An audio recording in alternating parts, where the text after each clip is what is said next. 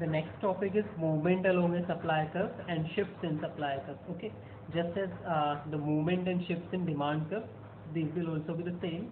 Okay, the movement happens in two directions. Okay, either we will be moving in upward direction to of the supply curve, or otherwise in downward direction of the supply curve. Okay, so movement happens in two directions, so it will have two parts. Clear? The upward movement will be called extension of supply, and the downward movement on the supply curve. Okay, these movements will be on the same supply curve. ये movement supply curve, same supply curve पे होंगे, supply curve change नहीं होगा. ठीक है? So if we are moving upward in upward direction on the same supply curve, this will be called extension of the supply.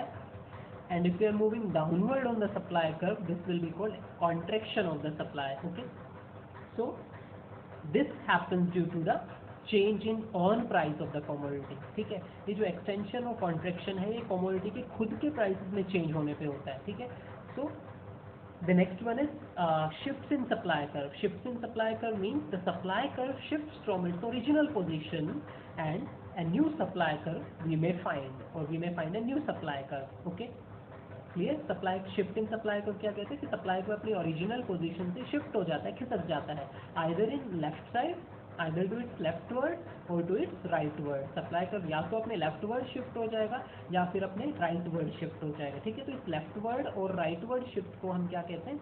Shift in supply. Okay, and these may happen increase in supply or decrease in supply. This is called increase in supply and decrease in supply. Okay, so if it shifts leftward, अगर supply curve अपने leftward shift हो जाता है, this is called decrease in supply. And if the supply curve shifts it rightward, this will be called as increase in supply. Okay, and this increase and decrease may happen due to other factors or the determinants. Okay, on price of the commodity remain constant here. Clear? यहाँ पे shift in supply curve में on price जो है commodity का वो constant रहेगा, और जो अदर फैक्टर्स हैं, ठीक है, जो डिटर्मिनेंट हमने पढ़े थे, वो चेंज हो जाएंगे, जिनकी वजह से या तो सप्लाई कर्व राइटवर्ड शिफ्ट होगा या लेफ्टवर्ड शिफ्ट होगा. So next discuss first the movement along with the supply curve. Okay, the movement along with the supply curve. Now we'll discuss about the movement. Clear? We have already discussed, or we know that movement of the supply curve will remain the same supply curve we will be discussing.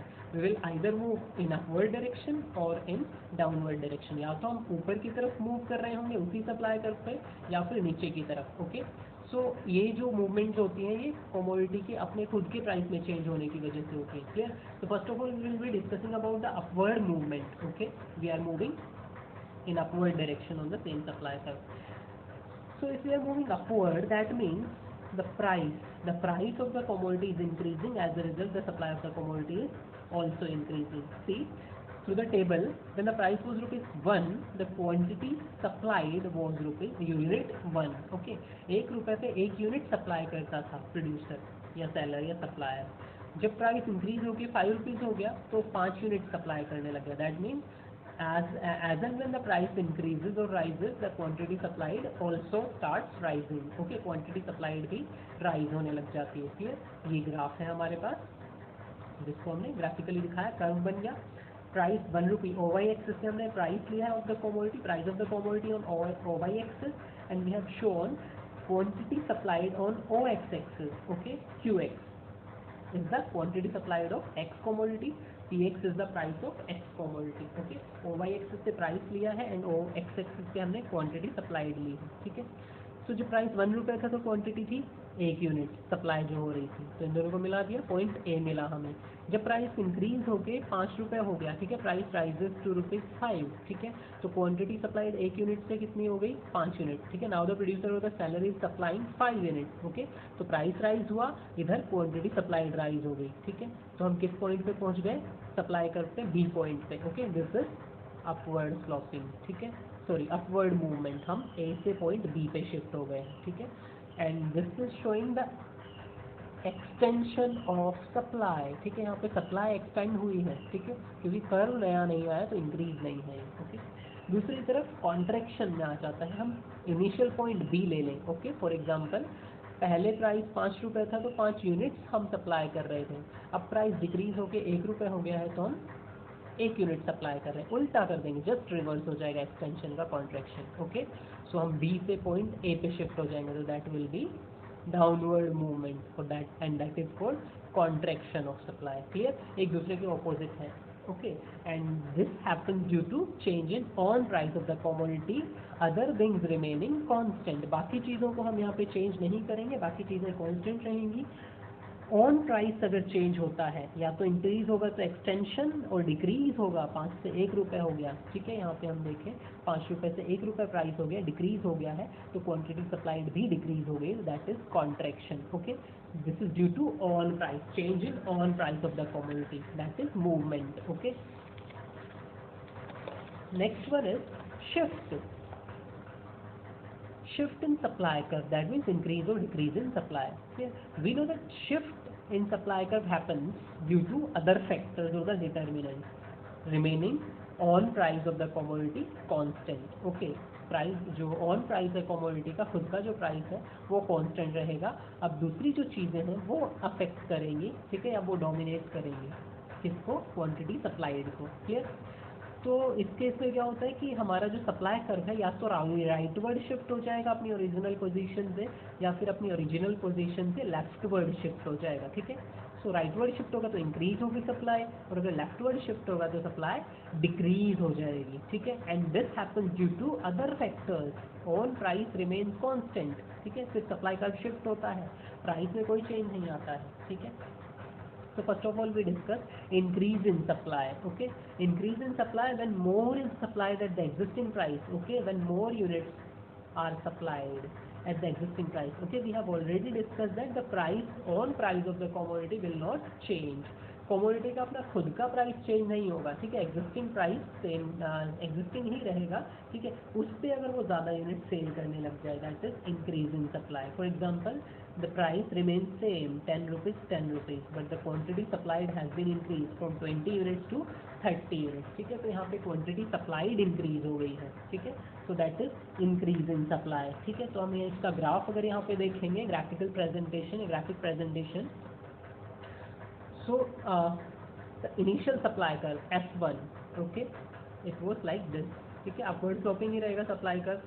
₹10 पे 20 units हम cell कर रहे थे, 10 रुपये पे 20 units हम cell कर रहे थे। ठीक है, तो मिलाएंगे तो हमें पॉइंट ए मिलेगा, उस पॉइंट ए से हमने सप्लाई कर्व ड्रॉ कर लिया। Now price remaining constant at ₹10, the quantity supplied increases due to other factors. ठीक है, प्राइस 10 रुपीज़ ही है, लेकिन क्वांटिटी सप्लाइड हो जाती है 30 units. Okay, so now quantity supplied has been increase from 20 to 30 units. Clear, लेकिन प्राइस में कोई चेंज नहीं आया। ठीक है, तो 10 रुपये प्राइस है और यूनिट सोल्ड है, सप्लाइड है 30, तो हमें पॉइंट बी मिला। यहाँ से हमने सप्लाई कर्व ड्रॉ कर लिया, upward sloping. Clear, S2 is the new supply curve. Clear, तो सप्लाई कर्व शिफ्ट हो गया, खिसक गया है अपनी ओरिजिनल पोजीशन S1 से, अब वो S2 आ गया है। ठीक है, तो यहाँ पे सिर्फ क्वांटिटी सप्लाइड ही इंक्रीज हुए 20 to 30 यूनिट्स, लेकिन प्राइस सेम रहा। ए बी दोनों पॉइंट 10 रुपीज़ पे ही जाके मिलेंगे। क्लियर, तो on price of the commodity में कोई चेंज नहीं आता है, अदर फैक्टर्स या अदर डिटर्मिनेंट्स में चेंज आता है। वो कुछ भी हो सकते हैं, किसी भी एक में चेंज आया हो सकता है, कॉम्बिनेशन ऑफ फैक्टर्स में भी चेंज आया हो सकता है। Okay, now we will discuss the causes of the increase in supply. Clear, कि राइटवर्ड शिफ्ट हुआ है सप्लाई कर्व, ये ओरिजिनल या इनिशियल सप्लाई कर्व था, अपनी राइटवर्ड ओरिजिनल पोजीशन के राइटवर्ड शिफ्ट हो गया है। ठीक है, लेफ्टवर्ड होता तो डिक्रीज हो जाती। Clear, now will discuss about the causes. Okay, so what are the causes of increasing supply. एक या कॉम्बिनेशन ऑफ फैक्टर्स हो सकते हैं, किसी एक में भी चेंज आया हो सकता है, कॉम्बिनेशन में भी चेंज आया हो सकता है। फर्स्ट वन, जो अदर फैक्टर्स थे, either improvement in technology. Okay, technology improve हो गई होगी, बेटर मशीन हमारे पास आ गई होगी, जिसकी वजह से कॉस्ट ऑफ प्रोडक्शन रिड्यूस हुआ और हमने प्रोडक्शन बढ़ा दिया, तो सेम प्राइस के ऊपर प्रोडक्शन बढ़ गया, सप्लाई ज़्यादा हो जाएगी। Reduction in factor prices, cost of production कम हो गई, तो सेम कॉस्ट में अब हम ज़्यादा प्रोड्यूस कर पाएंगे। ओके, रॉ मटेरियल अगर 50% सस्ता हो जाता है तो उसी प्राइस में अब पहले अगर 20,000 का रॉ मटेरियल खरीदते थे, ठीक है, 50% सस्ता हो गया, दैट मीन्स 10,000 का उतना ही रॉ मटेरियल आ जाएगा जो 20,000 का आता था, और 10,000 बच भी जाएंगे। तो दैट मीन्स बचे हुए 10,000 से अब हम ज़्यादा रॉ मटेरियल खरीद पाएंगे, ठीक है, अभी जितना खरीदा उसका डबल रॉ मटेरियल हम खरीद पाएंगे, ठीक है। सो डबल रॉ मटेरियल तो प्रोडक्शन भी डबल हो पाएगा, okay. So factor cost of production अगर कम हो गई है या फैक्टर प्राइसेस कम हो गए हैं तो हम प्रोडक्शन बढ़ा सकते हैं उसी कॉस्ट में, ओके। पहले भी रॉ मटेरियल खरीदने में 20,000 स्पेंड करते थे, आज भी रॉ मटेरियल खरीदने में 20,000 ही स्पेंड कर रहे हैं, लेकिन आज हमारे पास रॉ मटेरियल डबल हो गया है, ठीक है। तो रॉ मटेरियल डबल हो गया तो प्रोडक्शन भी हम डबल कर पाएंगे, क्लियर। तो सेम कॉस्ट में हम प्रोडक्शन बढ़ा पाएंगे, सो सप्लाई बढ़ जाएगी। तो कॉस्ट सेम रहेगी तो प्राइस भी हम सेम रखेंगे, okay. Decrease in the price of competing products, ठीक है, जो कॉम्पिटिटर्स के प्रोडक्ट हैं, ठीक है, उनका जो प्राइस है, लाइक सब्सटीट्यूट की हम बात करें तो सब्सटीट्यूट के प्राइस अगर डिक्रीज हो गए हैं, ठीक है, तो it prompts the producer to sell more at the existing price, क्योंकि सब्सटीट्यूट्स के डिक्रीज हुए हैं, हमारा प्राइस सेम है, हमारी कमोडिटी का प्राइस सेम है, तो प्रोड्यूसर चाहता है कि इसी प्राइस पे इस कमोडिटी को ज़्यादा बेचें, क्योंकि अगर सब्सटीट्यूट को बेचेगा तो प्रॉफिट कम होगा, क्योंकि सब्सटीट्यूट के प्राइसेस तो कम हो गए हैं, ठीक है, तो सब्सटीट्यूट को फोकस नहीं करेगा, ठीक है। तो सेम प्राइस पे इसी कमोडिटी को ज़्यादा बेचेगा क्योंकि सब्सटीट्यूट के प्राइसेस गिर गए हैं, ठीक है। Next one is increase in number of firms in the industry, very simple, अगर नंबर ऑफ फर्म्स या नंबर ऑफ प्रोड्यूसर्स बढ़ेंगे तो ऑब्वियसली प्रोडक्शन भी बढ़ेगा, okay. So increase in number of firms will increase the supply. Next one is high business expectations. Okay, if the producer is expecting high demand in near future तो वो investments बढ़ा देगा और production बढ़ जाएगा, investment बढ़ाएगा तो production बढ़ जाएगा, क्योंकि उसकी बिजनेस एक्सपेक्टेशंस हाई है, वो सोच रहा है, वो एक्सपेक्ट कर रहा है कि फ्यूचर में डिमांड बढ़ने वाली है, तो इन्वेस्टमेंट बढ़ा देगा आज और प्रोडक्शन बढ़ जाएगा, तो ऑब्वियसली मार्केट में सप्लाई भी इंक्रीज हो जाएगी। Shift in goal of the firm from profit maximisation to sales maximisation, okay, यहाँ पे शिफ्ट हो गया है, फर्म का गोल प्रॉफिट मैक्सिमाइजेशन की बजाय अब वो सेल्स मैक्सिमाइजेशन करना चाहते हैं, ठीक है, तो वो सेम प्राइस के ऊपर ज़्यादा यूनिट्स बेचना चाहते हैं, सेल्स मैक्सिमाइजेशन में वो सेल बढ़ाना चाहते हैं irrespective of the price, okay. वो फोकस करते हैं प्रॉफिट के बजाय सेल्स के ऊपर की सेल ज़्यादा से ज़्यादा हो, नंबर ऑफ यूनिट्स ज़्यादा सेल, मतलब quantity of sold units increase हो जाए, ठीक है, प्रॉफिट्स हो या ना हो ज़्यादा, मतलब प्रॉफिट्स इंक्रीज हो या ना हो, ठीक है, तो सेम प्राइस के ऊपर वो ज़्यादा बेचना चाहेगा। नेक्स्ट है डिक्रीज इन टैक्सेशन, ओके, टैक्स अगर या टैक्सेस अगर डिक्रीज हो जाते हैं, ठीक है, तो क्या होगा, प्रोड्यूसर्स क्या कर पाएंगे, उनके पास प्रॉफिट का ज़्यादा प्रोपोर्शन अब बचने लगेगा, तो वो ज़्यादा बेचना चाहेंगे, क्योंकि प्रॉफिट यहाँ पे इंक्रीज हो रहे हैं, without increase in price profit increase हो रहे हैं, ठीक है, क्यों, क्योंकि टैक्स मार्जिन कम कर दिया है, ठीक है, प्राइस सेम रहा लेकिन टैक्स कम कर दिया, तो प्रोड्यूसर्स को जो है कम टैक्स पे करना, तो इनकम का ज़्यादा हिस्सा उनके पास बच रहा है, तो अब वो ज़्यादा सेल करना चाहेंगे। दूसरी तरफ सब्सिडीज़ अगर बढ़ा दी जाए, ठीक है, सब्सिडीज़ बढ़ा दी जाए तो कॉस्ट ऑफ प्रोडक्शन कम हो जाएगी, ठीक है, तो उनकी लागत कम हो जाएगी, खर्चा कम हो जाएगा, तो ज़्यादा प्रोड्यूस कर पाएंगे, सेम है, कॉस्ट ऑफ प्रोडक्शन कम हो गई तो ज़्यादा प्रोड्यूस कर पाएंगे वो, तो सप्लाई बढ़ जाएगी, ओके। तो दीज आर द कॉजेज, इनमें से कोई एक कॉज भी इंक्रीज कर सकता है सप्लाई को, या फिर कॉम्बिनेशन ऑफ फैक्टर्स भी इंक्रीज कर सकते हैं सप्लाई को, ओके।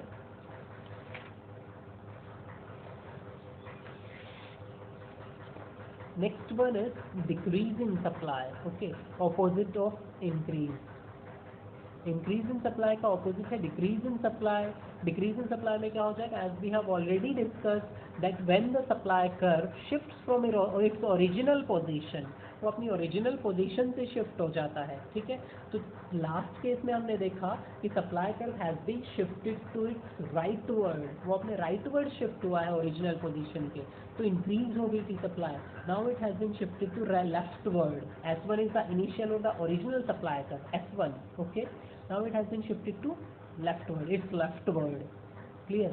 तो जब इनिशियल था तो पॉइंट ए था, प्राइस 10 रुपीज़ के ऊपर, पॉइंट ए हमें मिला 30 यूनिट सेल करने से, क्लियर, तो 30 यूनिट सेल हो रही है पॉइंट ए पे, okay. Point A on initial supply कर shows that at ₹10 30 units are being supplied in the market। Now if the supply curve has been shifted to its leftward, okay, now we have found out the point B at ₹10, we have point B on the supply curve, new supply curve पे 10 रुपए पे हमें point B मिला, ठीक है। Point B क्या बता रहा है, 20 units are being supplied at ₹10 in the market, market में 10 रुपए के ऊपर 20 यूनिट्स की सप्लाई हो रही है, ठीक है। तो इस केस में हम क्या कहेंगे कि क्वांटिटी सप्लाइड रिड्यूस हो गई है, price remaining constant, quantity supplied कम हो गई है, ठीक है। रीजन वही होंगे जो कॉम्बिनेशन ऑफ फैक्टर्स हमने पढ़े थे उसके जस्ट ऑपोजिट हो जाएंगे, ठीक है। हम आउटडेटेड टेक्नोलॉजी यूज़ कर रहे हैं तो प्रोडक्शन कम होगा, तो ऑब्वियसली सप्लाई भी कम होगी। फैक्टर प्राइसेस इंक्रीज हो गए हैं तो कॉस्ट ऑफ प्रोडक्शन बढ़ जाएगी, तो हम प्रोड्यूस कम कर पाएंगे, ठीक है। प्रोड्यूस कम कर पाएंगे तो सप्लाई भी कम करेंगे। Increase in price of competing product, substitute का प्राइस बढ़ गया है तो प्रॉफिट मार्जिन सब्सटीट्यूट में है तो इसका सेल कम होगा, सब्सटीट्यूट का सेल ज़्यादा होगा। Decrease in number of firms, number of firms decrease हो गई तो प्रोडक्शन की क्वांटिटी रिड्यूस हो जाएगी, ठीक है। लो बिजनेस एक्सपेक्टेशन, अगर फ्यूचर में प्रोड्यूसर्स सोच रहे हैं, एक्सपेक्ट कर रहे हैं क्या है कि सेल या सॉरी डिमांड कम होगी फ्यूचर में, ठीक है। तो डिमांड कम होगी तो क्या होगा, वो प्रोडक्शन कम करना शुरू कर देंगे, ओके। तो प्रोडक्शन कम होगा तो सप्लाई भी कम होगी। Next one is shift in goal of the firm from sales to profit maximisation. अब फर्म का गोल प्रॉफिट मैक्सिमाइजेशन है तो तभी ज़्यादा बेचेगा, सप्लाई तभी ज़्यादा करेगा जब प्राइस इंक्रीज होंगे, लेकिन यहाँ पे तो हमने प्राइस कांस्टेंट रखा है, ठीक है। तो वो सेल को कम कर देगा, ठीक है। सेल कब बढ़ेगी या सप्लाई कब बढ़ेगी, जब प्राइस इंक्रीज होंगे। अभी प्राइस कांस्टेंट है तो सप्लाई में कोई चेंज नहीं करेगा वो, ठीक है। सॉरी कम कर देगा ताकि फ्यूचर में प्राइस बढ़ने पे सप्लाई बढ़ा सके, ठीक है। तो सप्लाई कम हो जाएगी। इंक्रीज इन टैक्सेस, अगर टैक्सेस इंक्रीज हो गए हैं, ठीक है, तो क्या होगा, प्रॉफिट मार्जिन कम हो जाएगा, ठीक है। तो इंक्रीज टैक्सेस के ऊपर वो कम बेचना चाहेगा क्योंकि यहाँ पे उसका प्रॉफिट कम हो रहा है। एंड सब्सिडीज के केस में अगर सब्सिडीज डिक्रीज हो गई है तो कॉस्ट ऑफ प्रोडक्शन बढ़ जाएगी, कॉस्ट ऑफ प्रोडक्शन बढ़ जाएगी तो प्रोडक्शन कम हो जाएगा, ओके। तो these were the causes which affect the shift in supply curve, either leftward और राइटवर्ड, ठीक है। या मैं बार बार कह रहा हूँ कि या तो एक सिंगल जो फैक्टर है वो भी लेफ्टवर्ड मूव करा सकता है सप्लाई कर्व को, या फिर कुछ कॉम्बिनेशन, एक या दो फैक्टर्स भी कॉम्बिनेशन में चेंज हो रहे हैं तो भी वो लेफ्टवर्ड या राइटवर्ड शिफ्ट करा सकते हैं सप्लाई कर्व को, ओके।